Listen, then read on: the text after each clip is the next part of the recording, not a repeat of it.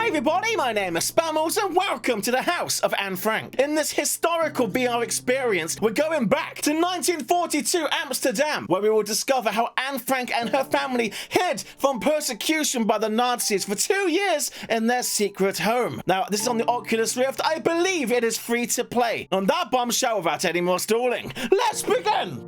On the 12th of June, 1929, Anne Frank is born in Frankfurt, Germany.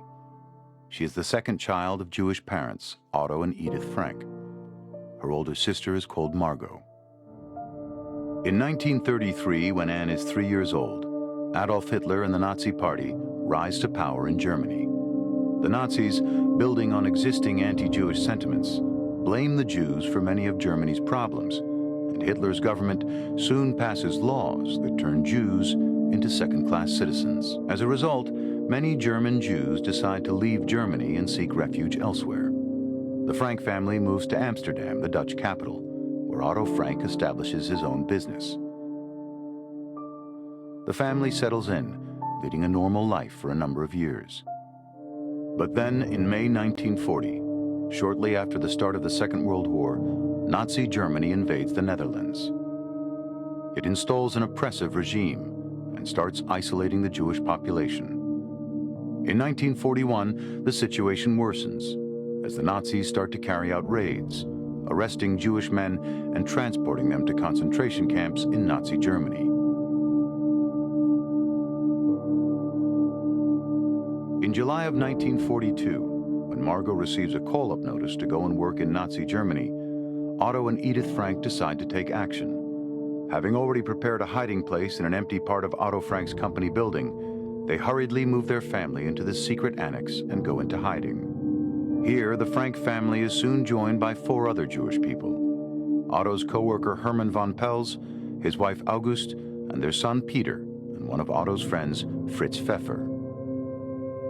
It is this group of 8 people that will live together in the small annex for more than 2 years, sharing the burden of living in hiding with the constant fear of being discovered.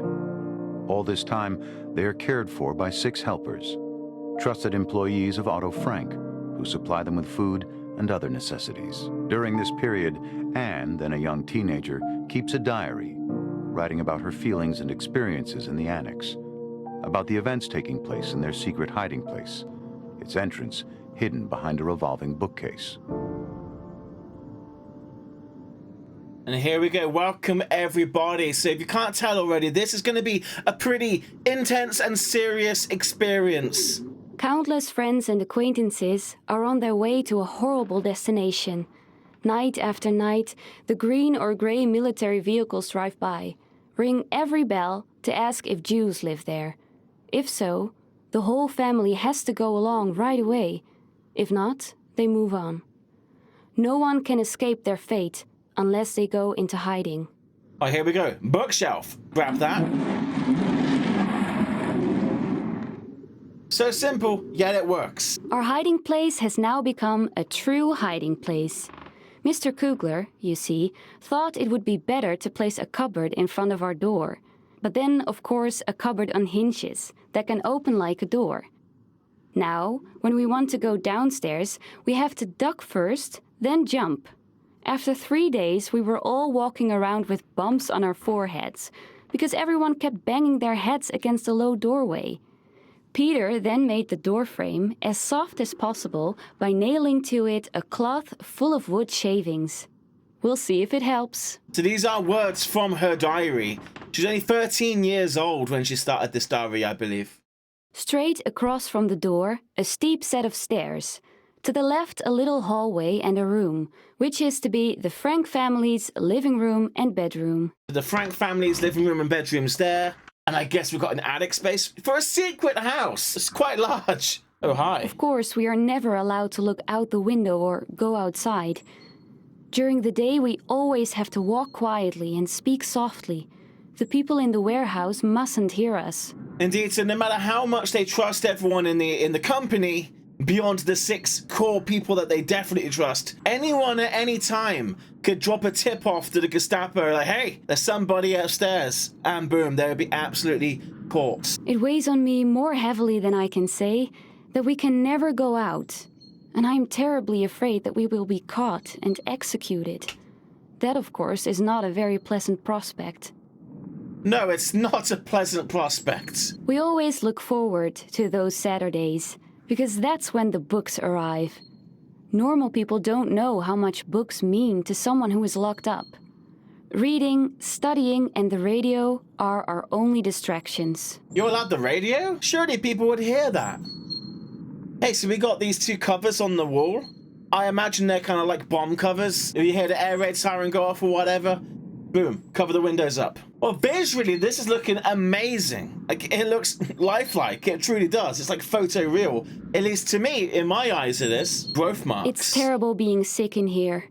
Whenever I had to cough, I would crawl down deeper under the blankets and try to quieten my throat as gently as possible. But enough about being sick now. I'm feeling dandy again.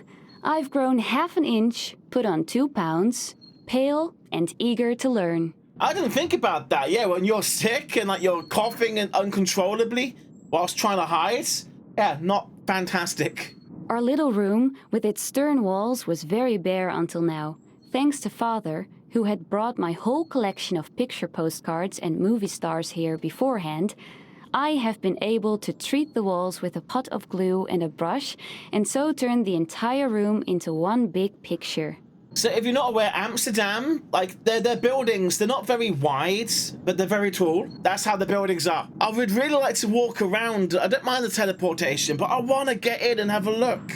Boop. Writing lets me get rid of it all. My sorrow disappears, my courage is revived. But, and that's the main question, will I ever be able to write something great? Will I ever be a journalist and a writer?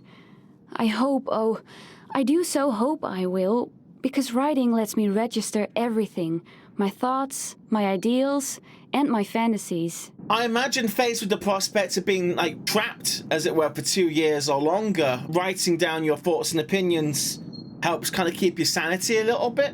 The room, everybody. We're getting more blackout covers for the windows. I want to open them. They got binoculars as well. That's naughty. As of yesterday, I have found something new. For instance, using a good pair of binoculars to spy on the lighted rooms of the people who live behind us. During the day, we are not allowed to open the curtains even an inch, but when it's so dark, there can be no harm in it. Oh, so at nighttime they was able to open the windows, so long as, I guess, their room was completely dark. But even then, that must have been a risk. I feel bad for lying in a warm bed, while my dearest friends are out there somewhere, thrown or fallen to the ground. I even become afraid myself when I think about all those to whom I have always felt so close, and who are now in the hands of the cruelest brutes who ever existed. And that only because they are Jews. Margot and Mother are on pins and needles. Shh, Father. Quiet, Otto. Shh. It's 8:30. Come here now. You can't run the water anymore. Walk quietly. These are the various cries that go out to Father in the bathroom. At the stroke of 8:30, he must be in the room. Not a drop of water, no walking, everything quiet. When there's no one in the office downstairs, everything sounds so much louder in the storeroom. Oh, that's terrible. So literally, like, by 8:30, you've got to become statues. You got to be in your room, no bathroom, no running water, no nothing, just in there, and you don't move until the morning. I have changed, and very thoroughly too. Totally and in every way. My opinions, outlook, judgment, appearance, inner life, everything has changed, and I am pleased to say, because it's true, for the better. You got some noisy pipes here, people. Next room, hop up. If one climbs the stairs and opens the door at the top, one is amazed to find such a large, light and spacious room in such an old canal house. The kitchen, in other words, and also the bedroom of Mr. and Mrs. Van Pels, the common living room, dining room and study. Back in the main corridor. We entered that door before. Now we're going upstairs. That Jeez. difference, that huge difference, is always there. One day we're laughing about the ridiculous side of being in hiding, but the next day, and for many days after that, we are afraid. You can see the fear, tension, and despair on our faces. This is the day, the English radio said at 12 o'clock. And rightly so, this is the day. The invasion has begun. The Annex in an uproar.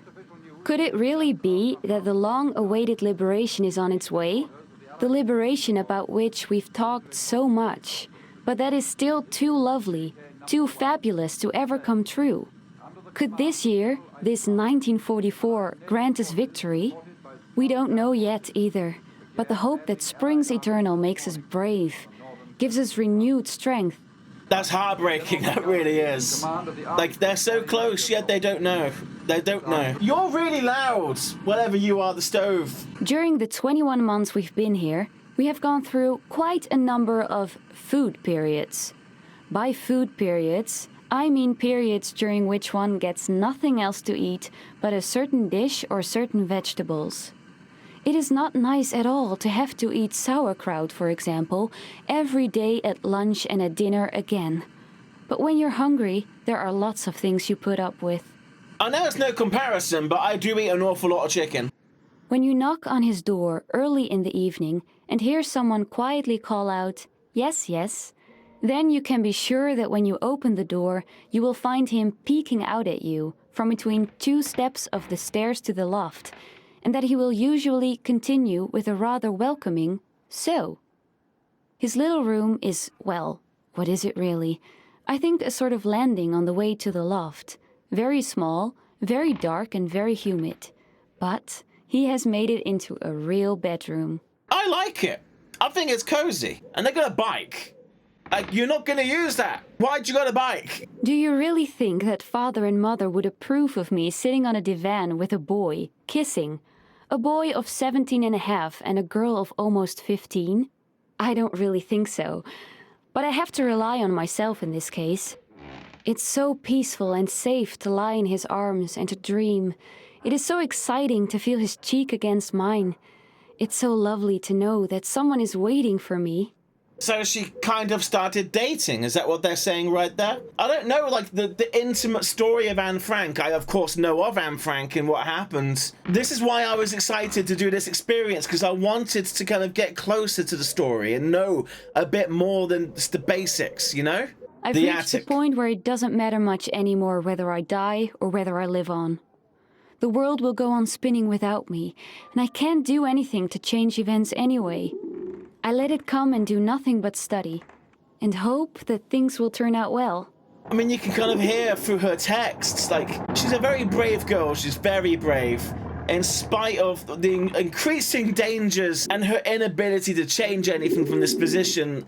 Like, she's not letting that get her down. She's gonna study, she's gonna prepare for a world after when this ends. In her own way, she's making sure life continues. I go up to the loft almost every morning to let the stuffy indoor air blow out of my lungs.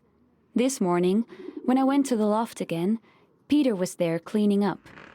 He was done quickly, and while I was sitting at my favorite spot on the floor, he came over too.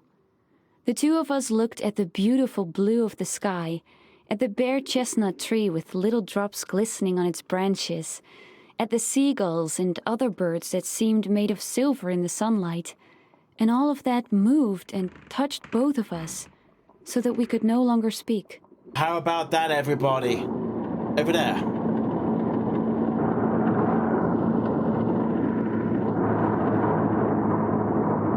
So noisy! We've got food over here. We've got some potatoes, some jarred preserves, canned, bottles. Good old bit of supply happening up here. That is the difficult thing these days. Ideals, dreams, lovely expectations barely rise up before being struck down by the most horrible of realities and so destroyed completely. I see how the world is gradually being transformed into a wasteland. More and more loudly, I hear the incoming thunder that will kill us too. I feel the suffering of millions of people, and still, when I look at the sky, I think that all this will finally turn out for the good. that this hardness too will stop, that calm and peace will return to the world order. In the meantime, I must keep my ideals high and dry. In the days that are coming, I may actually be able to carry them out. You go, girl, that's the spirit. Oh, the music. On the morning of the 4th of August, 1944, the hope Anne is holding on to is suddenly all lost. The hiding place is discovered, and police barge into the Annex, arresting everyone. The group is transferred to Auschwitz, and men and women are separated upon arrival. After 2 months, Anne and her sister Margot are transferred to Bergen-Belsen. The living circumstances in the camp are horrific. And in February 1945, Anne and Margot both die from illness and exhaustion, 2 months before the camp is liberated. Of the entire group, only Otto Frank survives the camps. When he returns to the Netherlands, he finds the Annex completely ransacked. Most of Anne's writings, however, had been safeguarded after the raid by one of the helpers, Miep Gies. When it becomes clear that Anne has died, they are handed over to Otto. Upon discovering Anne wanted to publish a book about her experiences, he decides to fulfill her wish. In 1952, Diary of a Young Girl is published in English. It will become one of the most read books in the world, translated into more than 70 languages.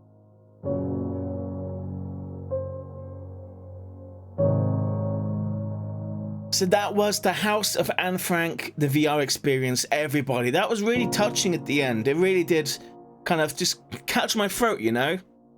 For so many years, they successfully hid. With the end of the war getting closer and closer, if they could just hold on a little bit longer. But they get found, they get taken to the worst concentration camp, Auschwitz, and then moved on to another camp. And then just 2 months, having survived as long as they did, just 2 months away from being liberated. That is just, it's devastating is what it is.